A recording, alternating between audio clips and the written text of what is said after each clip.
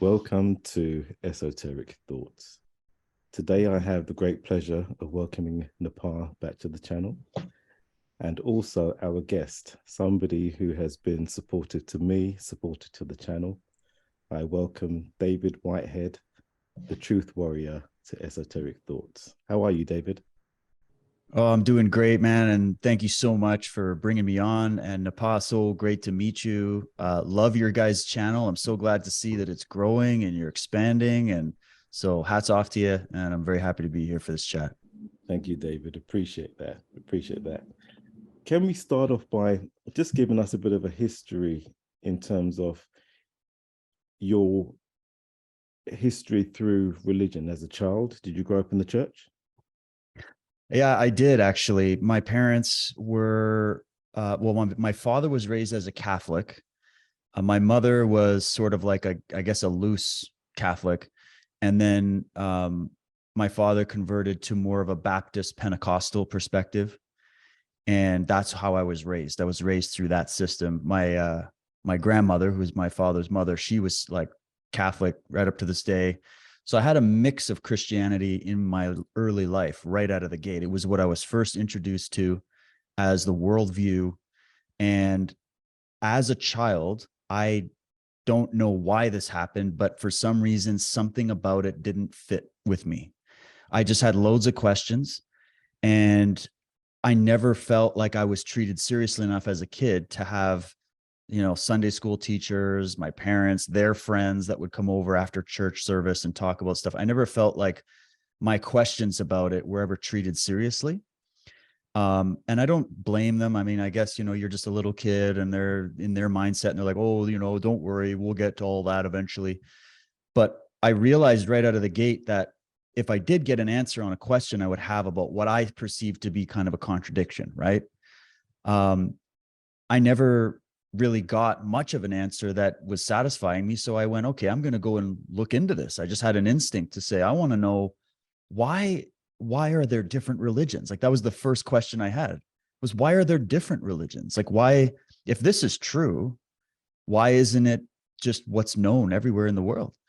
And obviously the answer is, we need missionaries, we need to go out in the world and convert everybody and show them the truth. And we live in a world of lies, and, the lies dominate. And so we as Christians have to go out and educate people. And so I went, okay, well, let me try to verify that. And so I just went on my own journey that was purely inner directed, something about what I was hearing about, heaven and hell, good and evil, God and the devil, the whole thing. It just seemed a little bit like something was lacking, and not all of it, but something was lacking. So I started my own personal journey of, just as a kid, going to the library and skipping off to the history, religion, philosophy section. And I also went to the martial arts sections, of course, because I was always into that. And I would just start picking up, oh, what's Buddhism? This is like Buddhism 101, or what's Islam? What's Shintoism? I really got interested in that. I was like, what's this Shintoism stuff? Then I found the book of the Tao Te Ching. Then as I grew up, I eventually would find people like, Alan Watts with the taboo of knowing who you are, or, I was also influenced because of the martial arts by looking into a lot of the Eastern religions. So I immediately jumped into comparative religious study, reading Joseph Campbell and those kind of guys, and realizing there are multiple perspectives on this thing we call God, and on the question of good and evil, the purpose of life, etc. Then I start realizing, oh, there's this whole world of philosophy to look into as well. There's philosophers that had totally different opinions, and many of them contradict each other and they didn't agree on stuff. But I liked the free flow of the ideas. I liked the feeling that we're allowed to question, we're allowed to investigate. And as time went on, I got into a lot of mythology. I loved reading about mythology. I kept reading the Bible. I have probably 11 different translations of the Bible. I know it inside and out, forward and backwards. And I felt at a certain time that all this religion stuff and all this philosophy stuff is just a load of hogwash. I went to that phase, and I started listening to the guys like Richard Dawkins, Christopher Hitchens, Daniel Dennett, all the top atheists. And I felt like, okay, this is where we go, because they have really good refutations against some of this religious sort of dogma. But then I felt empty inside, and I was like, what? at the end of that, you think you discover something, and then you're like, there's no meaning in life. It's just mechanical, gray, dead matter. That's like, well, there's no point. It's just like, we're just an accident, and there's no soul, there's no consciousness. So it was like another extreme that I went, that doesn't fit either. Right. And then I came across people like Jordan Maxwell and Michael Tsarian, who you've had many times, and many of these other people I'd mentioned, these philosophers and thinkers, and I kept going down that road. And I went, well, maybe it's not black or white. Maybe there's a middle ground that we can find. And the reason I got to that was I also started watching debates. I just love watching debates. Maybe it's the martial artist in me. I'm like, okay, prove what you're saying. Don't just show up and say a bunch of stuff. Prove it against a critic that is equal in your knowledge. I want to see that. So I would watch all these theological debates. I've logged hundreds and thousands of hours of watching debates because I feel like the debate helped me understand both positions because they were fire tested, right? So that's what I got into. And I was like, there's always this, like, there's either the creationists as taught by my parents, as the church would teach me, the typical creationism that you get from religion. And then there's the materialist Darwinian evolutionists. And they've been battling it out for decades. And there's not really been any resolution like amongst those camps. In fact, they're more crystallized in their form of thinking. And here I am standing on the outside going, what if you're both right and you're both wrong? Like, what if there's another explanation? So when I started getting into that, I found that I would speak to different priests. I went to Jewish rabbis. I went to Buddhist monks. I went to martial art masters. I went to Christians of all denominations. That was another big thing that hit me, was I was asking my parents, why are there different types of Bibles that kind of read a little bit differently? Why are there different interpretations? Why are there different denominations of Christianity? Like, if this is supposed to be a unified religious belief based on a book that comes from the God himself, why are there disagreements with the book? Like, that doesn't make it, somebody's wrong, right? It has to be. So like an inner contradiction existed within that religion. And then you find the same thing in Buddhism, and you find the same thing in Islam and Judaism, all of them. I'm like, all right, so not only are we splintered and fractured within our own religions, but we're also pitted against all the other religions in the world, So this was my thinking. This is where these were the questions that to this moment kept me researching religion and philosophy and science and all of these things. And that's what we get into on Unslaved, which is one of the greatest joys in my life, is to show up every week and speak to someone like Michael, who has just such a wealth of, he's not just a wealth of knowledge, he's a wealth of resources. Like, he'll just say, oh, go read this guy Steiner, go read Walter Russell, go read these guys. Here's all the critics of that idea. Here's he's got all that. And I was like, oh, okay, this is great. So long story short, I found an interpretation of the Bible and of Christianity and of all world religion that to me has a more logical explanation as to what happened and what the possible origin of these ideas really is, where it was actually formulated from, and why it became so divided. And that's a thesis that I just rolled out in it's a premium show that I do for Truth Warrior. And I called it The Bible Decoded. And I just did a series where it's probably a 18-hour series total, where I do an introduction, then I do a bit called The Children of Light. We talk about this concept of light that's in the Bible. It's the idea of allegory, metaphor. We get into astrotheology. We get into just all these things. And I just present an alternative perspective on it that I kind of copied and pasted from all these ideas that I grew up with. And I just put it into this presentation, or as much as I could get in. And I put it out there and went, look, if there's all these interpretations, what's one more? And what if this interpretation might actually explain a lot more than what we've seen? And so that's my best. I don't try to attack anybody for having their beliefs. Everybody's free to do it, and nobody has to agree with me on it. But I just feel like we've been told certain stories and told about how these things, what they really mean, and nobody really goes to fact check that. They just go to church, they show up, they listen to the guys on TV and YouTube, and they just go, that sounds good, I'm going with that. And then the belief structure goes, and there you are. Whereas I'm the kind of person that says, well, you should probably question, challenge, and research everything you're told and verify it for yourself. And that is what makes it more personal. So that's the long story of my experience with religion.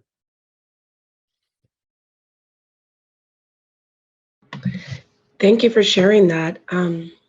As you spoke about that, what was running through my mind is there are so many different beliefs and denominations and doctrines, because at the end of the day, each one of us, we have our own concept.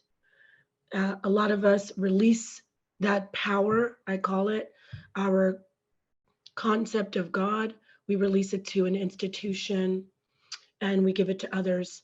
Like you said, you like to search and seek out. So, you are what I call one of the darkest minds of the light.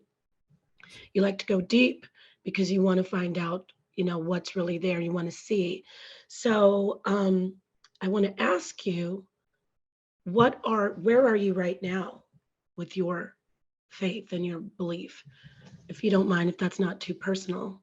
Oh, not at all. No, that's, well, I prefer, when I think of the concept of God, I prefer not to define that thing, whatever that is. It's a creative force. It's something that is indescribable, indefinable, and it's experiential. It's not, it's something that is personal, as you're hinting at, Napa. That's what I love about it. I think that's what it's supposed to be. And I actually think that's what the actual Christ said. And I just think that kind of went over everybody's heads for some reason, that, and I could take a lot of these different religious texts and show them where it says the same thing, which is that I say this a lot to Christians. I say, okay, tell me what the first commandment of the Christ was to Christians. What was the first commandment that Christ gave his disciples? And I haven't found a Christian that can actually answer that, because they don't realize that there was a commandment given. They don't take it like that. And the commandment is that when they were questioning Jesus on where God is and how this whole thing works, he said, well, the first thing you have to do, you have to seek first the kingdom of God. He said, the kingdom of God is what you have to seek first above everything else. And then later on in a different, they're like, well, where's this kingdom of God you keep talking about? Where is this God? And Jesus constantly has these theories. It's like, have I not been standing here with you? Like, don't you know that God works through me? And that God also works through you, and that the kingdom of heaven is within. Like these conversations where he's like, kingdom of heaven is neither here nor there, it's within you. And so if the Christ, who's meant to be the Son of God that we're supposed to listen to and obey in order to connect to God, is telling you where God lives, and is telling you God lives in the kingdom of heaven, and that kingdom of heaven is within you, I've always wondered why, when I let Christians know about this, I get a lot of negative feedback on that concept. And so I think of it as, well, yeah, the kingdom of heaven is within. There's also parts of the Bible where Jesus will say, God is light, just period. God is light. What is God? God is light. So I was like, well, maybe it's not that the Christians had an issue with interpreting it literally. It's that they didn't interpret it literally enough. So if we're going to get literal, let's take it literally. You were told what God is, and you were told by the Son of God that God is light. And then that Son of God also said that he was the light of the world. There's a astrotheology plug there too. And that you are light. So if they're telling you God is light, you are light, I am light, I'm the messenger that you interface with to connect to God. And we understand that this concept of the Christ is not necessarily literal. We can get into the history and all that, but in this, the way people read it, it's the allegorical representation of a concept talking about light. And we're learning in science things about photon light and the source field function, quantum science, metaphysics is growing in terms of the discussion. What's the other thing?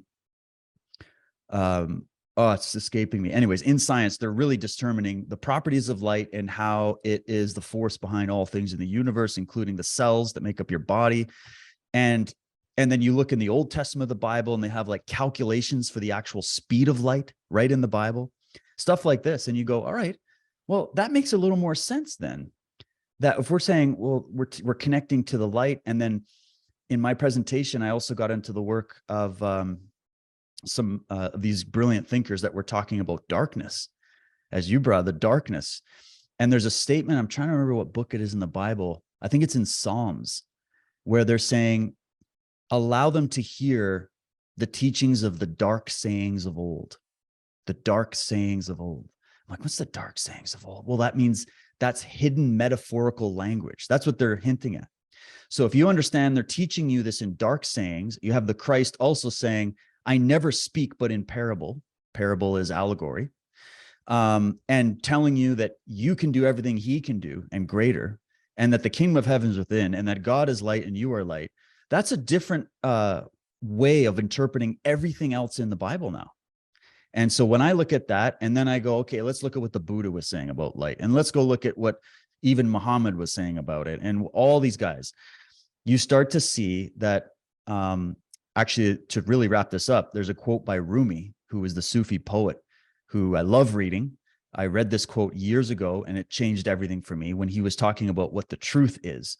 And he said, here's an example. The truth was like a mirror that fell from heaven, and it crashed on the earth and shattered into 1,000 pieces.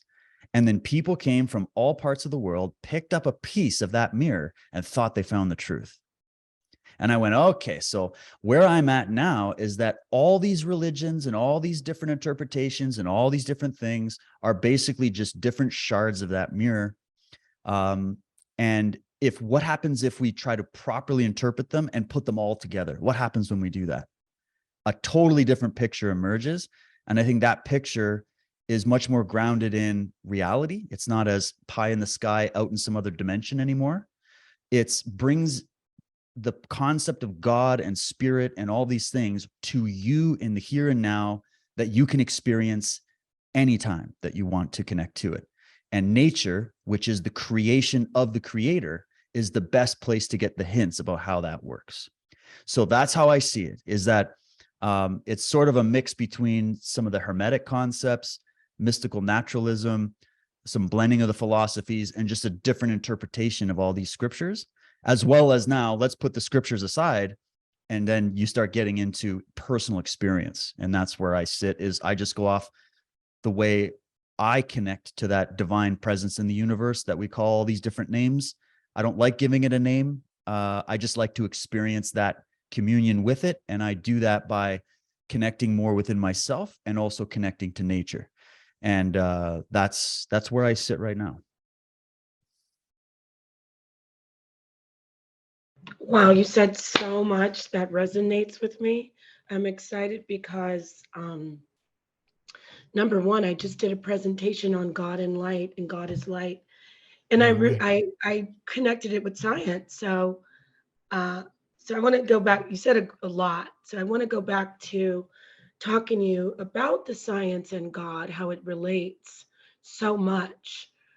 Have you done that often? Because speaking about photons, neutrinos, have you, in your studies and your work, I know you have, but I want you to elaborate on it. Can you talk to us about some of the connections that you've made in the biblical text with science? Can you elaborate on that?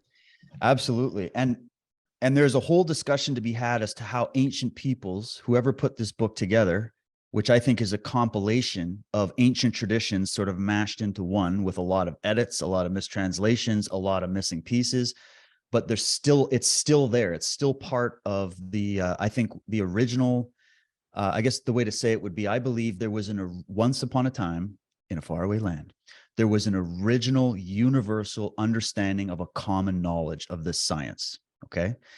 That over time, due to a lot of things we can speculate on, like cataclysm, war, famine, all possible other things, that fractured that knowledge so that it separated the once unified understanding of this, that we're talking about the heavens, we're talking about nature, we're talking about the inner world and the outer world having a convergence, right?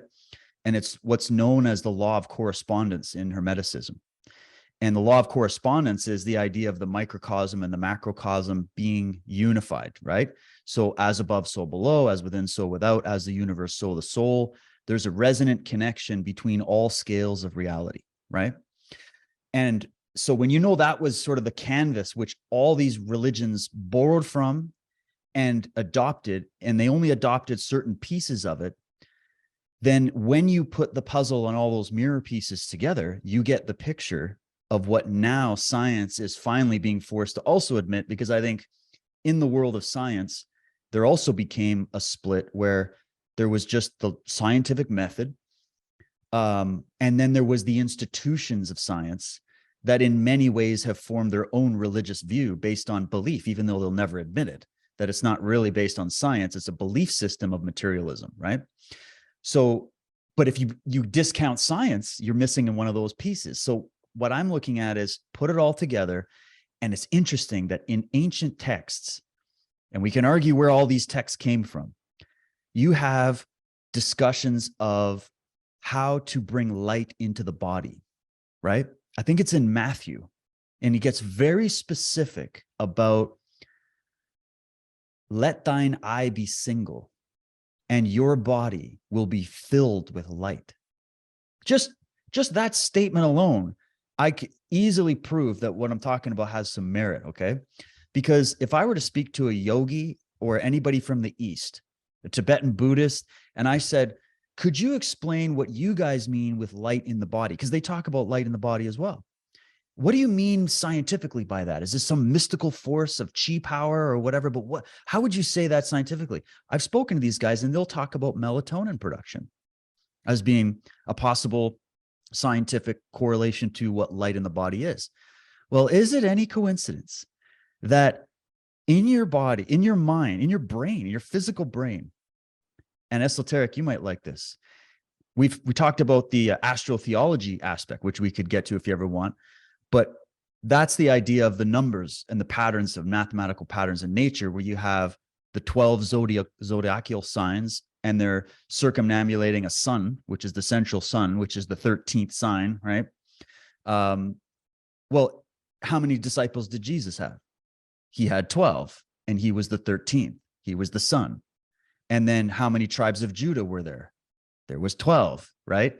Well, if funny enough, you have 12 cranial nerves in your head that give you all your senses, okay? And they are in a constellation, which is actually pictorialized in a lot of churches and cathedrals, of star constellations going around the head or halos going around the head, where the 12 cranial nerves are around the central sun of your mind, which is the pineal gland. And the pineal gland in science, you can go to any science thing, and this is what I did in my presentation. I just went to these science websites and I'm like, well, what's the pineal gland even do? And they'll tell you that the pineal gland regulates your melatonin, your sleep cycles, your immune system. Interesting. That's another thing. That's a cult of the medics angle in there that I do.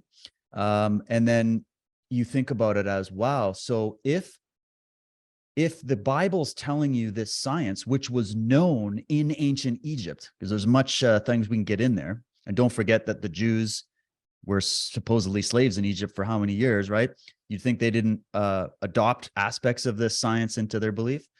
So they knew about how the body works. And I said to someone once, what if the Bible, there's many ways to look at it, but one way is they're giving you the science of your body in a myth, in an allegory. They're telling you the science of how your body works and how to give yourself more health, more brain power, and to achieve eternal life. This is their whole thing, isn't it?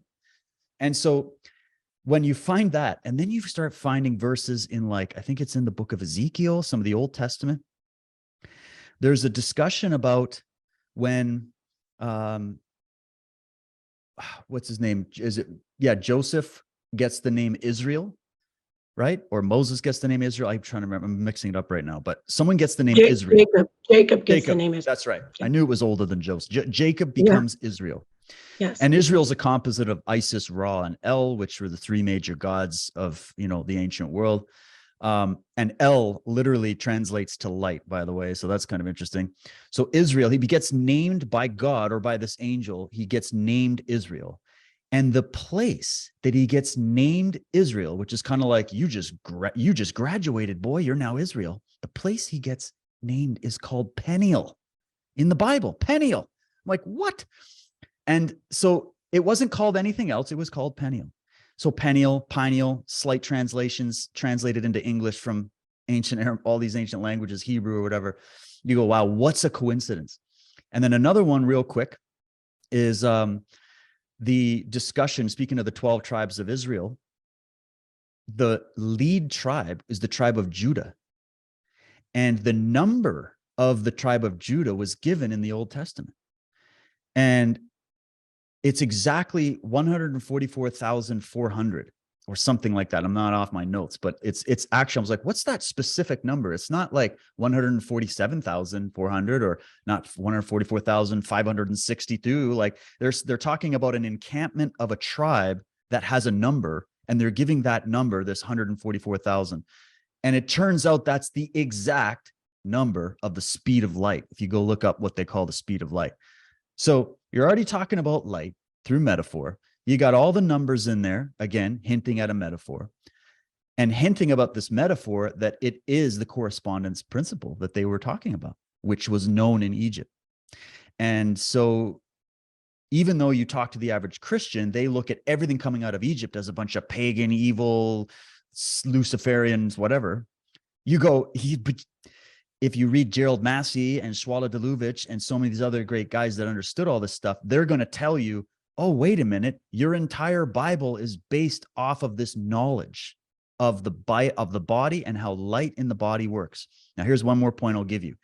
There's something called holographic photography. And it's a very interesting thing because they take these photons and they take this 3D holographic image of photons. And it's so interesting when you see the pictures and images of these photons because they form various forms of crosses. The light of that photon, when they take this holographic photograph of it, actually forms different variations of crosses. And many of the variations of these crosses are the same as the iron cross, the straight edge cross, and we know that's also correlated to the cross of the sky, right? And they're telling you there's a cross in the sky, the solstice, the equinox, the equator, all that. And then there's a cross within you. There's the cross of the inner sun, right? Which is why they cross themselves. And the cell, the photon that charges your cell, which is light, shows up in the shape and form of a cross under these photographs. So that for me was like, what if the symbol of the cross in Christianity isn't as related to a murder scene, right? The crucifixion. And what if the original Hermetic esoteric Christianity, the symbol of the cross came from an understanding of light and what the sun looks like when you look at it in the sky as well. So there's a connection. They looked at it as a connection between the sun and the inner photonic work of the body. So you put that all together, and I think they're telling you about the secret of light. And lo and behold, isn't it a coincidence that the great Walter Russell, who was, in my opinion, comparable to someone like a Nikola Tesla, he wrote a book actually called The Secret of Light and talks about a lot of this stuff.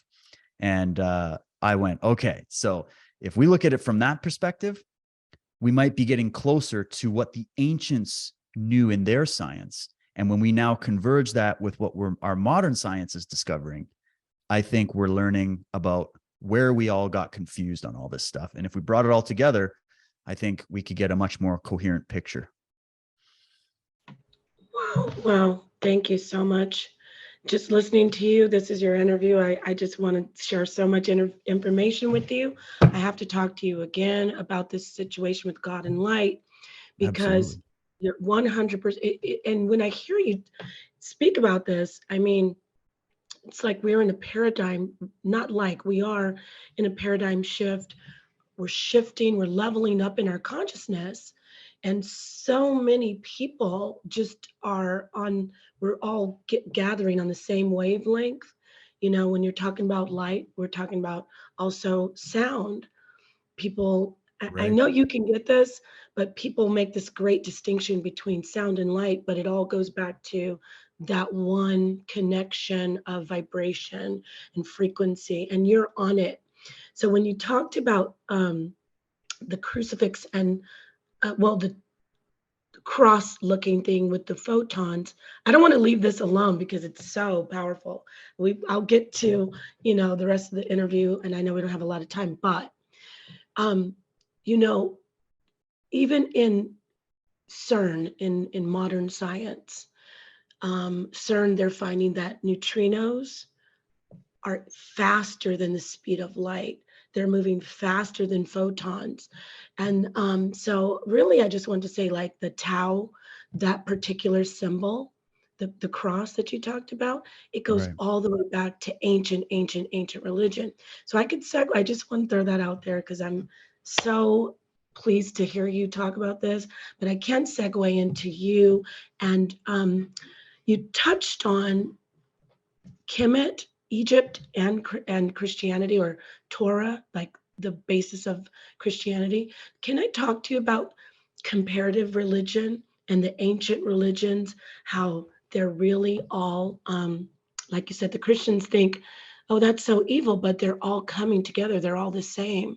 Can you talk to us about more about how all the religions are tied together? And can you give us some examples, some proof? I love what you're talking about. So I'm going to mute out now.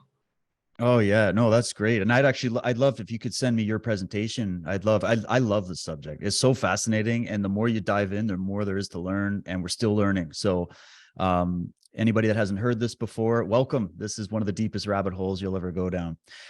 So the connection between comparative religion. You know, I started this concept of thinking by doing comparative research into martial arts, if that sounds kind of funny to people.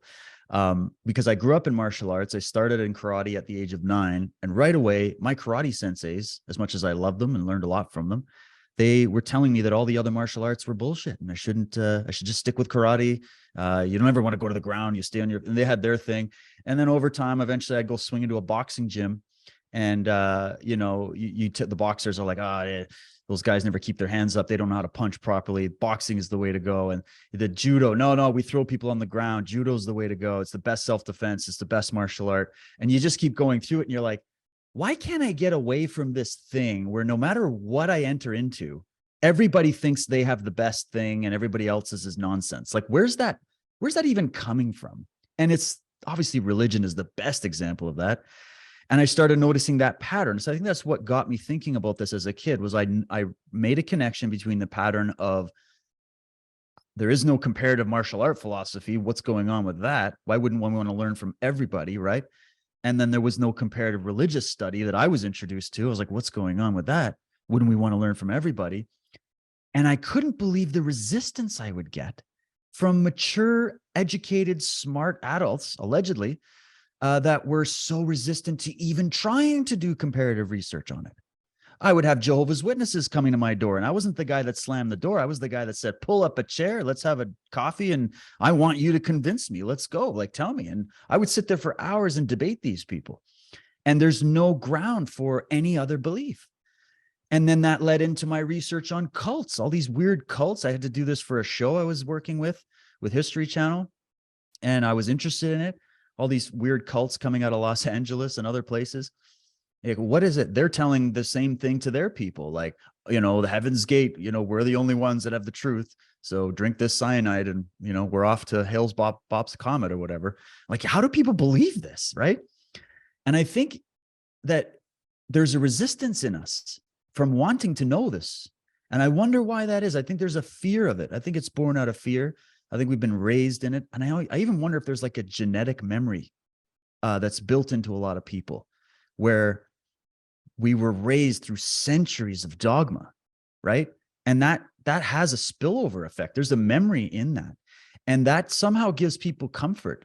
I think it's also related to the fact that humans are naturally, we're tribal minded, we're group minded. We're part of culture. We're part of a family. We're part of a country.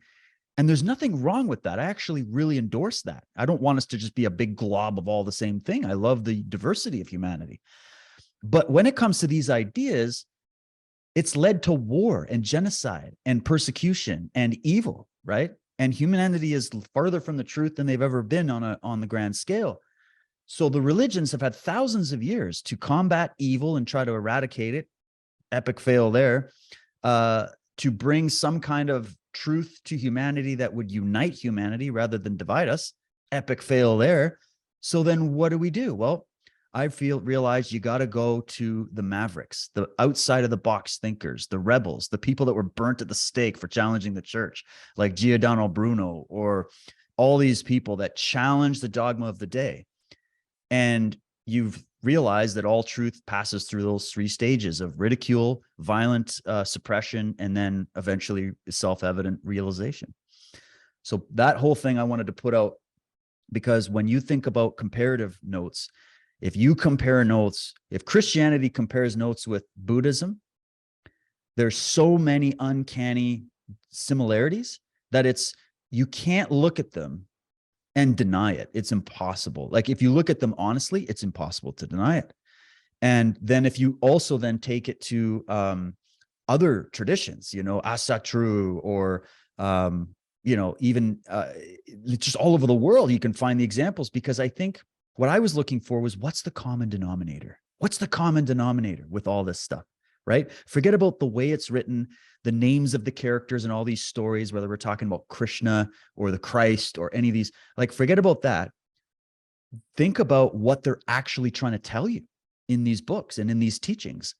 And you realize they're trying to tell you the same truths through the lens of a cultural narrative, right? So it's like a movie. I compared it to like James Bond, just for something fun. You got James Bond movies that were made in like the 70s, the 60s and the 70s.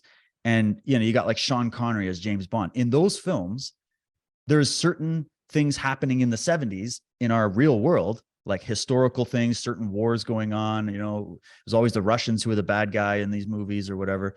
And you see that there's a historical canvas for that James Bond, but it's still the James Bond story. And then say you get to Daniel Craig James Bond.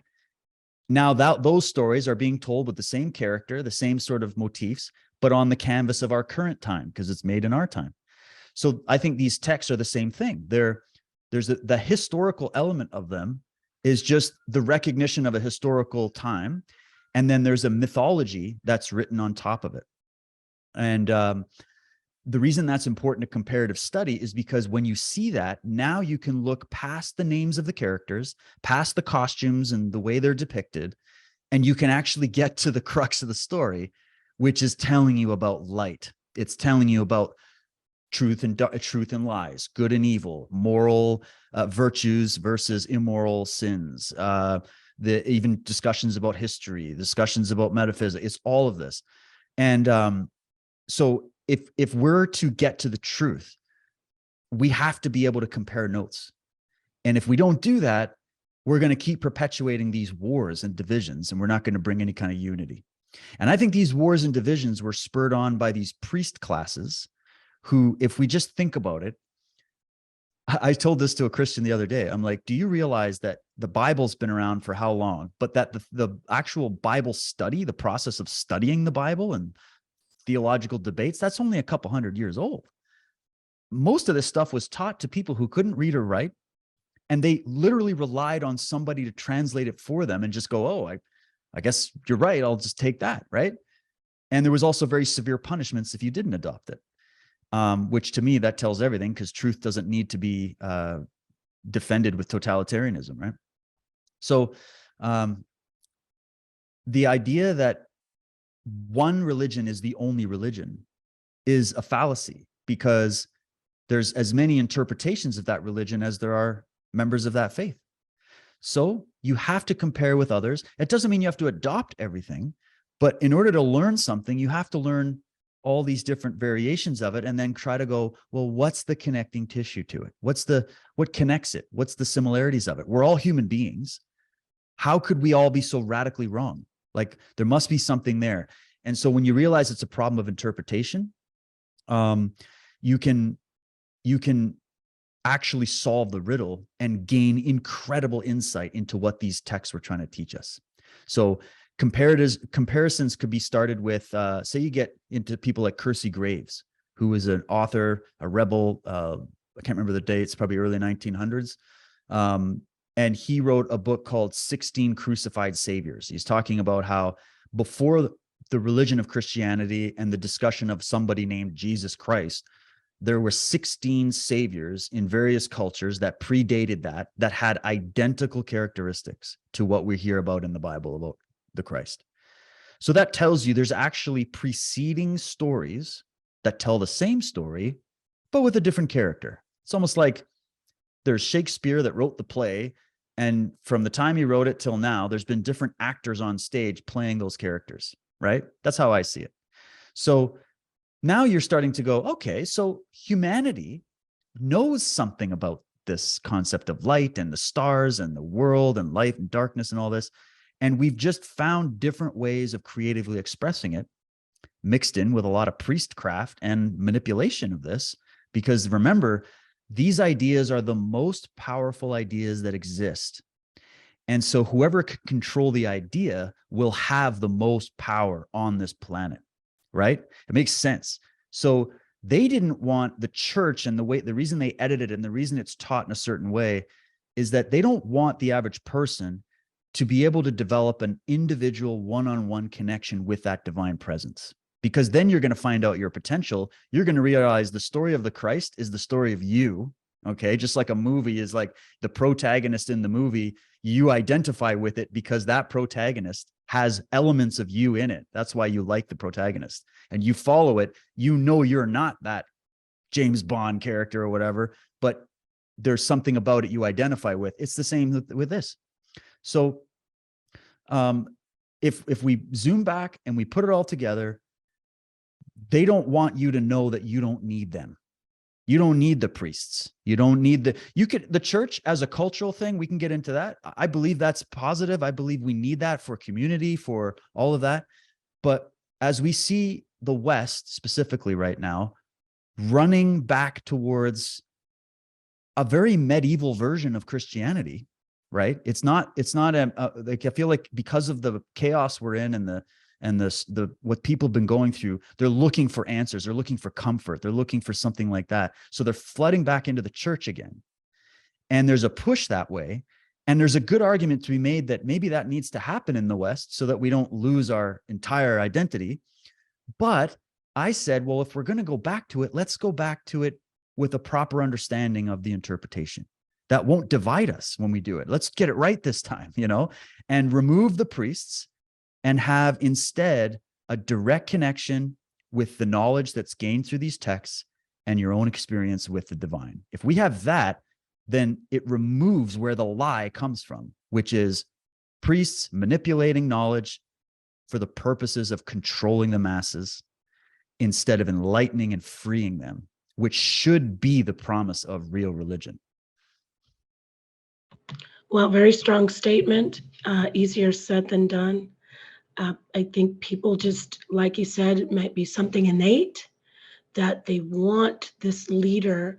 I had said before that when we're born even, we look to someone for salvation in life, mother.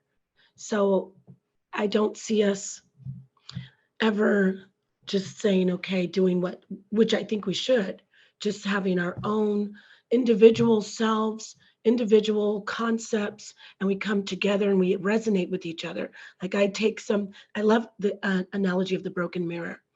I look at how you put yours together, or I like the way you reflect on your life. And so I don't see it happening. And what I want to do is discuss the control, the power. We're going to go into some of the toxic, that I don't like to say dark because I don't see dark as evil, but some of the things that, yeah. Right, great. So let's talk about these forces, these entities, these groups that have been set up, and they use spirituality and religion to control us. I want to go into talking about some conspiracy stuff. So Um, which is always fun, right? So, what about the powers that be? We've given them a lot of power, saying Illuminati, they're the enlightened ones. But what about these groups right now? Do you think they're working just like, it's said? Do you think they're working on us, that there's already a plan that's been set out since ancient time? And it's unfolding, and we're just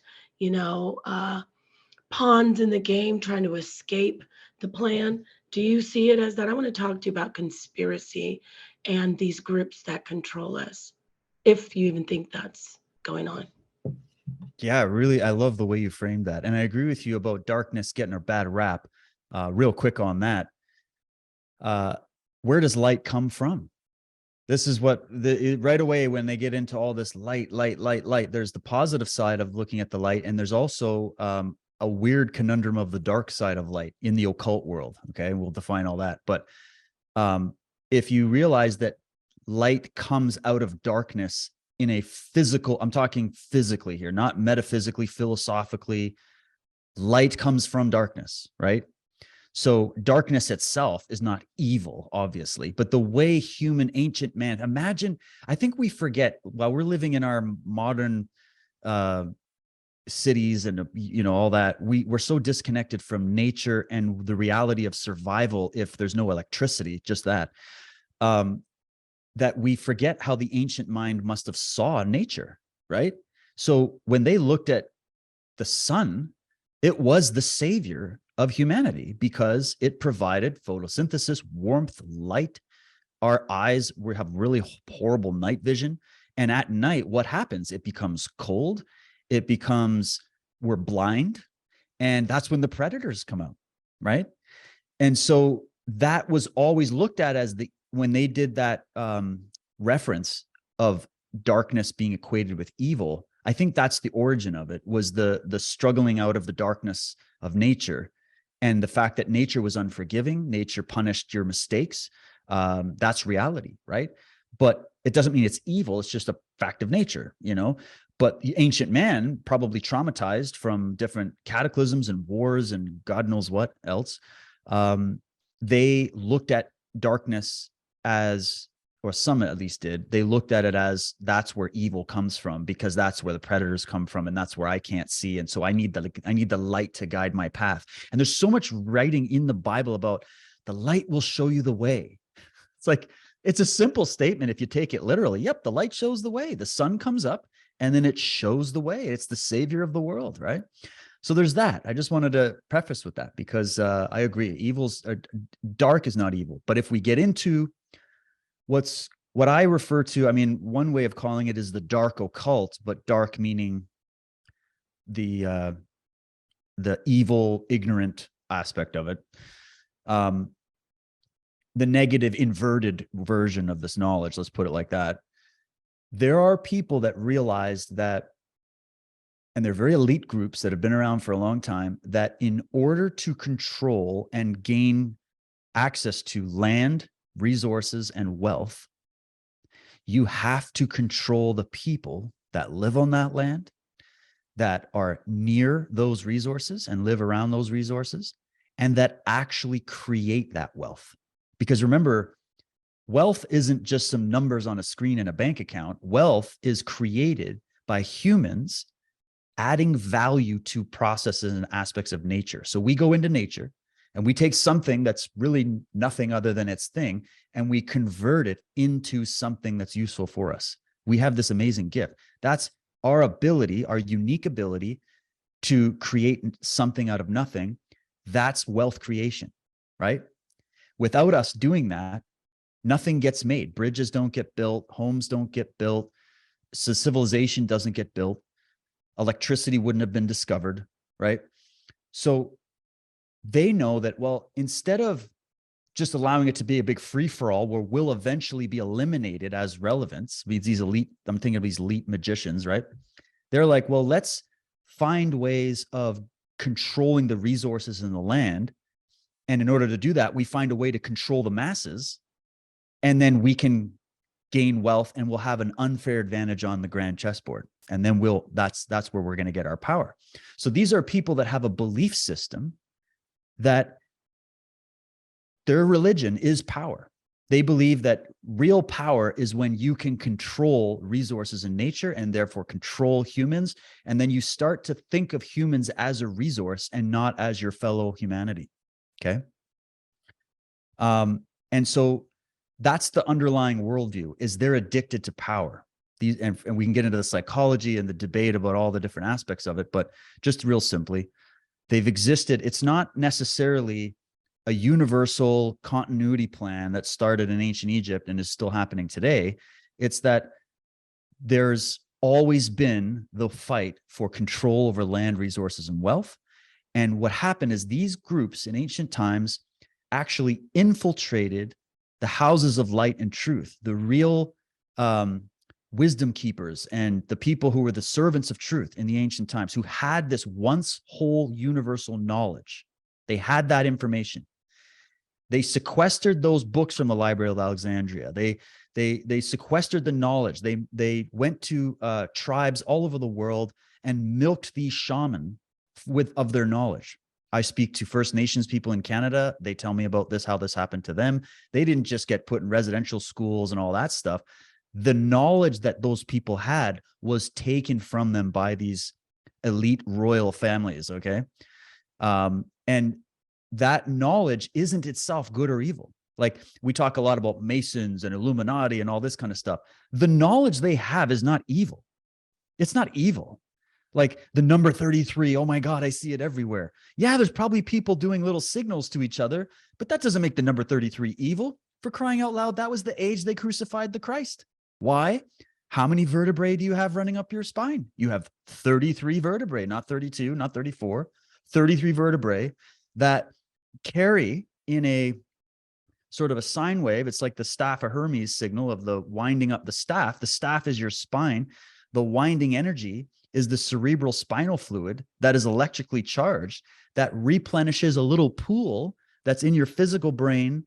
That is where the pineal gland sits. So the more of that electrochemical energy that can be produced through these different processes that they were trying to tell you about the body, the more brain power you have, and the more power you have to see with your third eye, which is what you see with when you dream at night, which is where you get mystical vision, which is where you get inspiration, which is where this is where you connect to God. It's the house of God. It's the kingdom of heaven, the throne, right? So they know this knowledge, and they decided to use it as a way of gaining control over land, resources, and people. And instead of telling everybody this knowledge and us moving forward in progress, they said, well, we can't have too many empowered Christs running around in the world, or William Wallace's running around in the world, or empowered people running around the world, because otherwise we'll be eliminated. Our power won't exist. Our power must rely on the fact that we control knowledge. And when you control knowledge, you control power.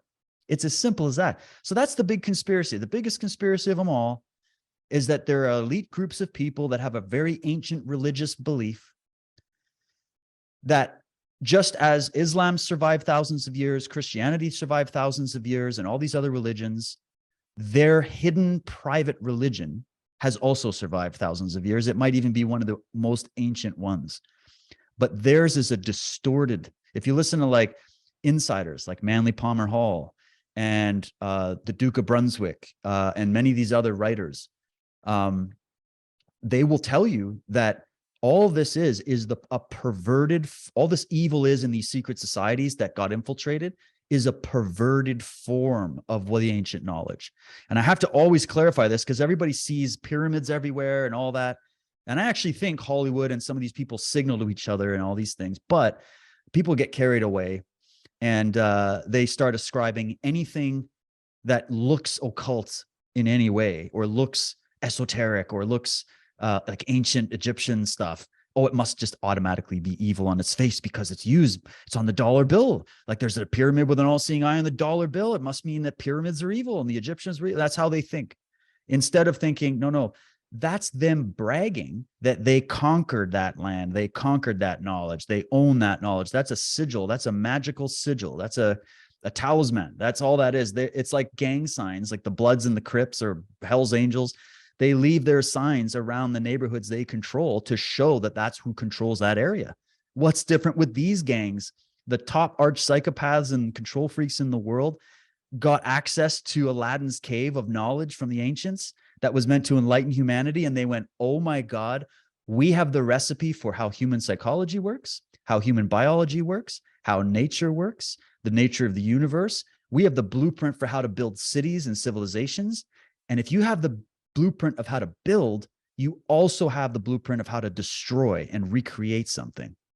So that's how I explain the conspiracy. And then all the other aspects about which group is it, it's a mix of groups. There's no one single group that's running it.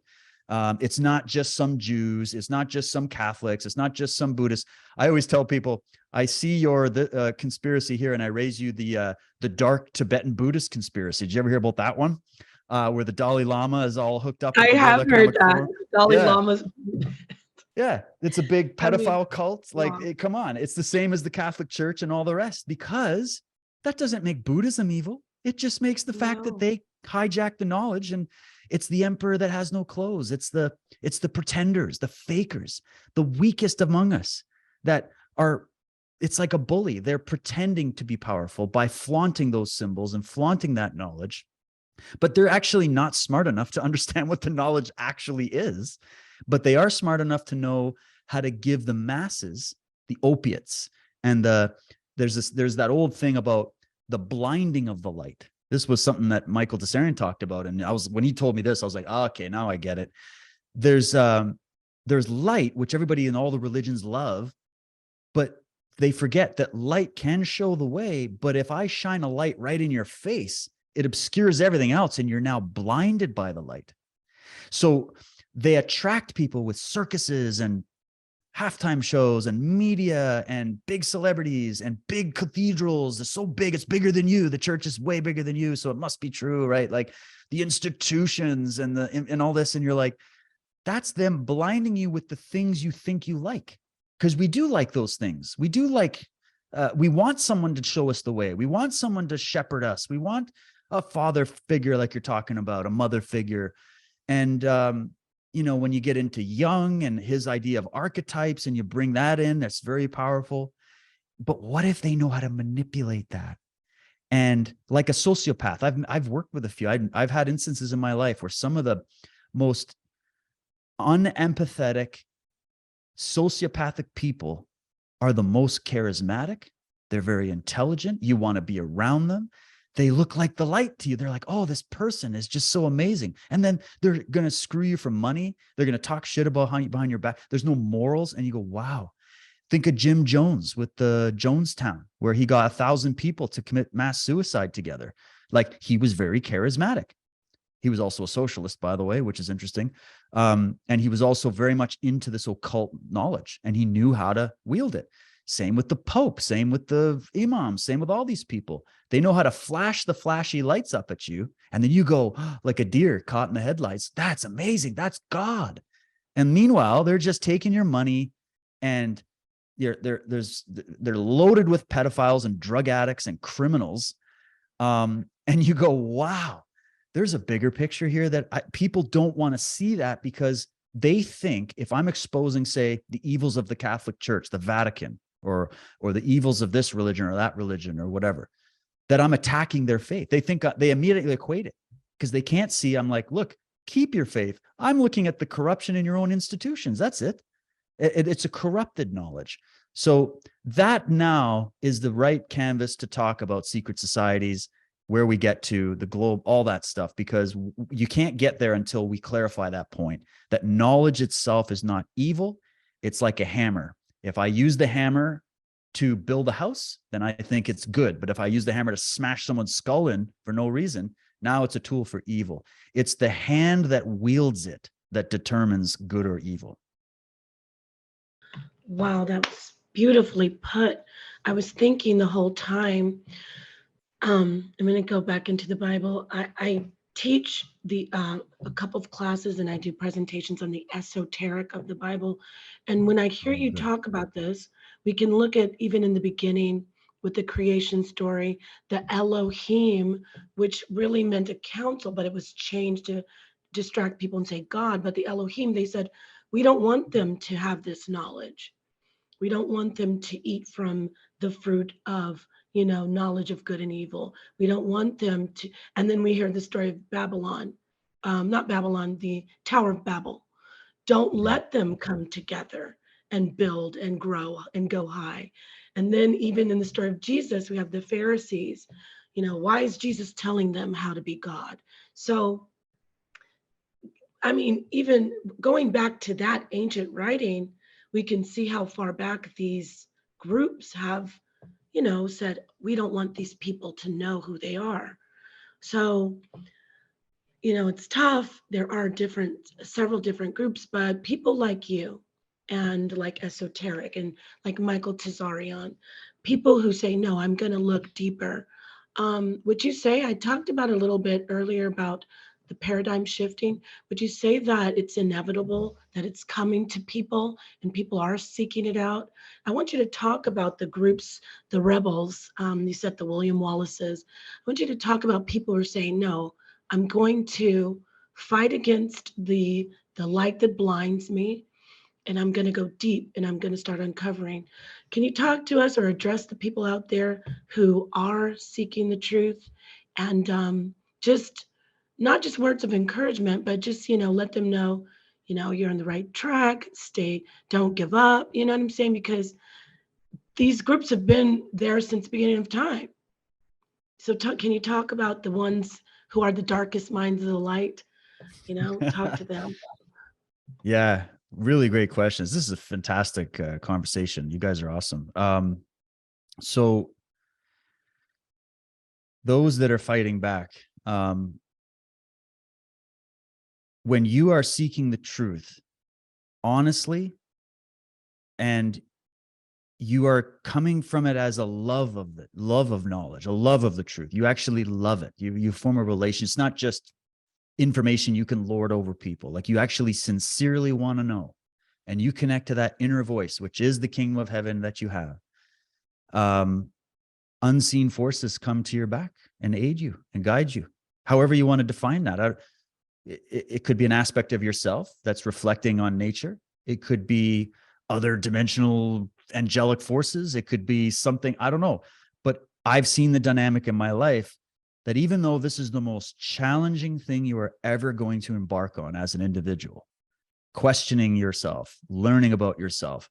Bruce Lee, who for me was the guy that unified the martial art theory. He unified the differences in martial arts when he said, I don't believe in styles.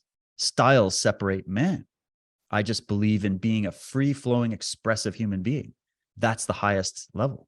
And I went, okay, you're my sensei now, bro. Like, that's it. I just sick of these guys, telling you what to do. And here's somebody. And then in philosophy, there's been people that said this. In science, there's been people that said this. Rupert Sheldrake, Alfred North Whitehead, and many guys that were originally on one side of this argument and then saw through their own experience that there's so much more to it, and their own profession was holding them back. And they decided to have the courage to speak up and say, I think everything we know is wrong. I think we have to go back and check it out again. I think there's new ways of looking at the world. And what does the world do? In the past, they would hang and draw and quarter and boil these people alive and imprison them.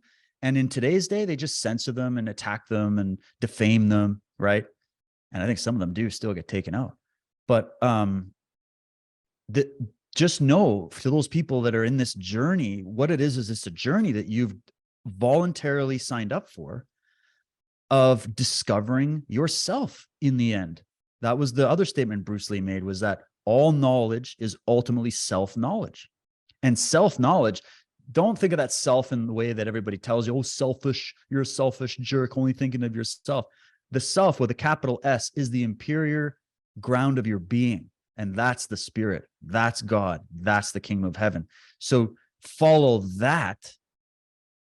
And there's a resonance that's created in reality with the forces of the universe, however you want to describe it, where momentum comes your way. Now, challenge is going to come. You're going to go through so many dark nights of the soul. You're going to go through because you're addressing your own shadow when you're addressing the world. When I looking at the history of secret societies and where we're at now with these big roundtables like the UN and the World Economic Forum and the Club of Rome and all these people trying to take over the world, literally. I'm learning a lot about me when I study that. It's not just about learning about them. Every external lesson is actually an internal lesson. That takes the edge off it a little bit. It also helps you do something that the Bible told you: be ye in the world, but not of the world. And the world is not talking about planet Earth, okay? The world is the ideas that humanity bases everything on and creates everything on. So when you see mass trauma and mass hysteria, which we just went through over the last 3 years at an extreme level, and this has been going on for a long time, when you see that, you can disconnect a bit from it and you can zoom out and go, all right, I'm here to explore this life. I'm here to find out and express who I am and actualize the potential in me that I was given. And yet the rest of the world seems to not want to do that around me. My family doesn't want me to do it. They want me to conform. My friends don't want me to do it. They want me to conform. Everybody I talk to is trying to sell me and convert me to their worldview. Everybody. There's nobody out there that isn't trying to throw a pitch at you of something that is trying to get you to think like them. So the whole world is trying to make you a photocopy of everybody else. But the best teachers, including the Christ, when you know how to read it properly, including all these great people that we could sit here listing forever, of these great, honest truth seekers that were true humanitarians and wanted to know what the truth was and to fight evil and to fight tyranny and to promote freedom. These people had to go through the gauntlet of facing their own shadow. Another martial art thing: your number one opponent is you, not the opponent you're fighting. The opponent you're fighting is the canvas that you're using to reflect on, to better you and face you, the inner voice of doubt, disbelief, discouragement, self-hatred, etc. So in the end, we're not just fighting the Illuminati, are we?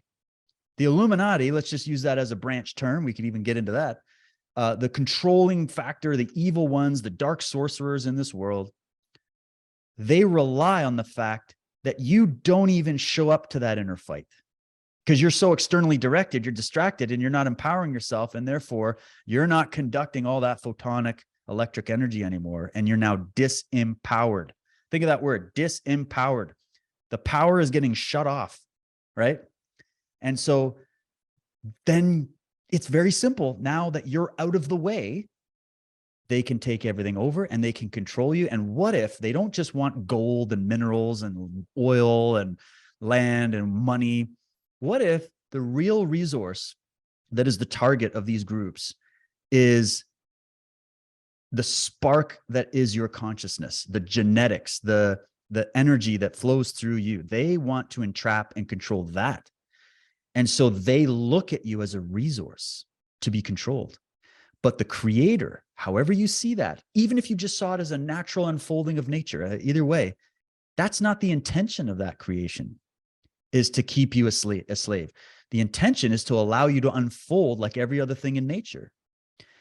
And in a way, there's maybe even a natural purpose to this evil in the world, this tyranny, that it's there to be the perfect opponent for us to conquer in a way by not fighting it directly, but simply pulling away our support of it and our belief in it.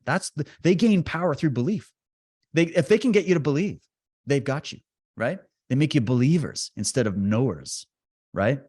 So what did Frank Herbert, he wrote Dune, the movie Dune, the series. Brilliant quote where he said, belief can be manipulated. Only knowledge is dangerous. Right? So belief isn't good enough. Belief has the word lie written right in it. And if they get you on a belief, they control your ass. But if you know and you can see, oh, that's a stage hypnotist, that's a magician, that's a lie, that's an illusion. Now you're off the chest, you're out of the matrix now, because you're seeing the real light, the real truth, and you're trying to connect with that instead of just buying the comfortable lives. So that's how these people work. One thing I want to say too, real quick, about secret societies, okay? Another thing that happens in my community, the conspiracy research community, is they look at secret societies as universally evil. because they're like, well, they're secret, so therefore they must be evil.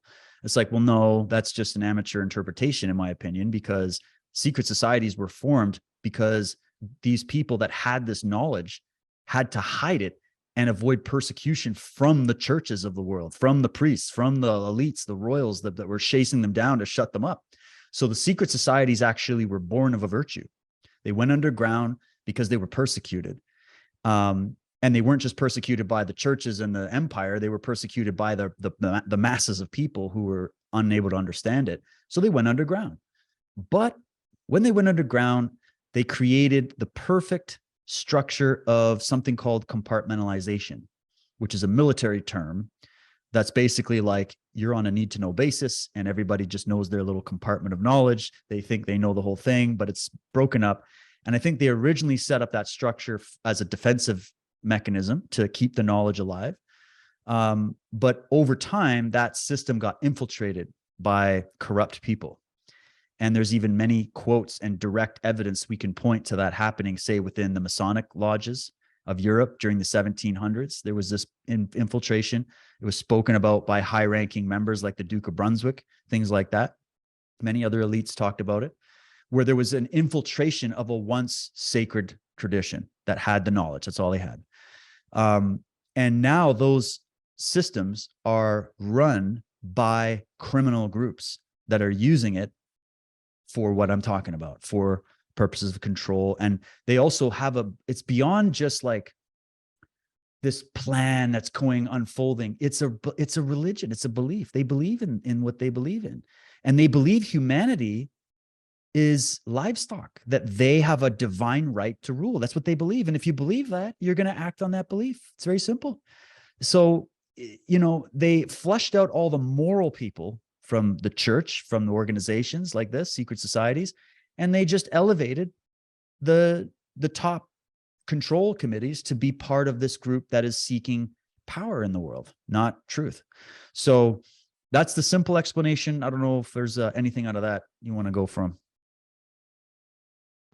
Let me tell you something. That was so moving, so motivating, so inspiring. I think that we should close out with that. That I was very moved by what you said, especially about giving your spark. That's what they want. It was very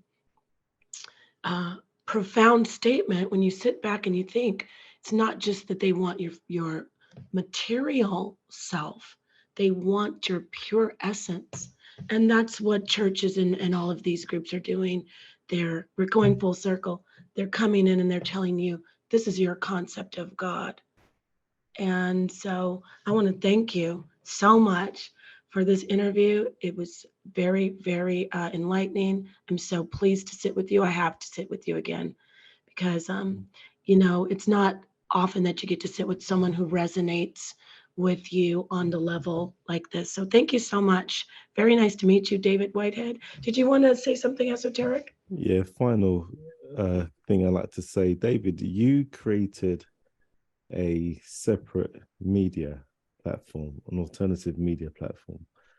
What was the reason behind creating Unslaved? Okay. Wow. Well, first of all, I just want to say a huge thank you, Napa. I got goosebumps. We were talking. I'm glad this had an impact. I'd love to talk to you more. You guys are running cutting edge. Hold on. I was holding back tears. So good. I was in church for a minute there. So let me just jump in and say that. But go ahead. Thank you. Oh, it means a lot. And I'm glad. And that's why. There you go, esoteric. That's why I went on this journey for my own purposes. It was my hobby. It was my spiritual path. And back in like 2007, I decided to make it public and I started finding all these amazing authors of these books or documentary filmmakers or whatever. And I wanted to find a way to talk to them because I had questions, and I thought, well, if I set up like a radio show or something, maybe these guys will talk to me. And so I started on my YouTube channel back in the day. I think my first video was like a cat video. And then the next videos were all like deep dives into all this stuff. And I had eventually got onto something called American Freedom Radio, which was like an online radio show. And that's where Truth Warrior was born. They were just like, we need a title for the show. And I'm like, well, I want to do something with warrior because I like martial arts and we're seeking the truth. He's like, what about Truth Warrior? I'm like, done. And so that's where that came from. That's my personal public podcast that I do. And during the process of doing, I had to set up a bunch of top level guests for that show. And I reached out to people like Jim Mars, Jordan Maxwell, and Michael was like top of the list because I'd been reading his stuff forever and really admired his work. And I reached out to him, and he was one of my first interviews. And he, of course, blew my mind and gave me goosebumps. And I was like, oh my God, I got to learn more from this guy. And so we had been starting to just do, I brought him on my YouTube channel, just like you do, Esoteric. And we just did some chats and he would come on and we talk about stuff. And then we started doing these events that were like live interactive events with him, where we would do it like a Skype call and then stream it out. And it was called MSAR Conspiratorium. And people would just ask questions and it would start conversations. And I eventually told him, I said, well, why don't we stop just doing this for free? Like you're out there starving doing this work. Like, why is that? And we could make better production if we just made it into something. And so we started Unslaved in 2000. We talked about it in 2015. It officially started 2016.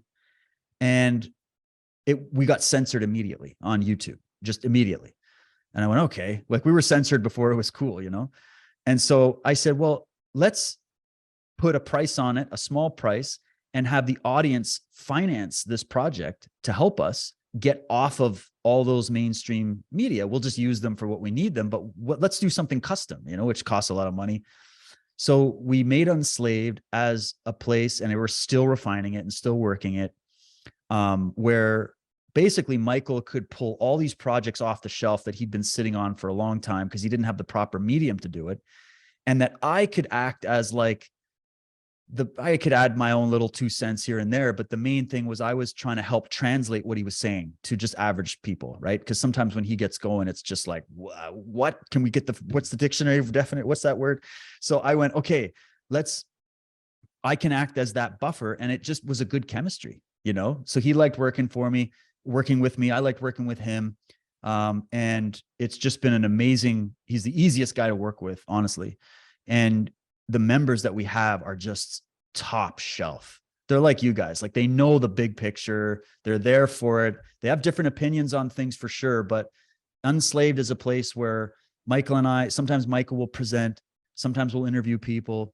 He'll do these premium productions where it's just all straight research and source material for you. We've got a forum on there. And this is the thing that saved me actually when my dojo got shut down. Because when that got shut down, we lost like 60-70% of our income overnight. And Unslaved, thank God, was what allowed us to continue to work. I didn't have to take a penny from the government. I didn't have to go get a full-time job, which would allow me to make it even better. So Unslaved is it's like a museum. And it's like $6-7 a month. It's all private. You go in and there's just a smorgasbord of files and interviews and references and video media on so many different subjects at an extremely high level. Like it's not, there is stuff for beginners, but it gets advanced really quick. And that's what it is. It's a very unique museum that has everything preserved in these little time capsules. And it's an honor to do it. And I love doing it. And yeah, we do a show every week and produce premium stuff, documentaries, and all kinds of research on a regular basis that challenge the status quo. And it's not that every theory we present is something we fully back all the time. We're trying to compare notes and look at things from different angles and address controversial subjects and try to just come at it from a different perspective. So I've been on the internet a long time. I've been in these circles a long time. I can tell you for a fact, you will not find this kind of information anywhere else. And it's an honor to do it. David Whitehead, thank you for joining Esoteric Thoughts today. Thank you. Thank you, guys.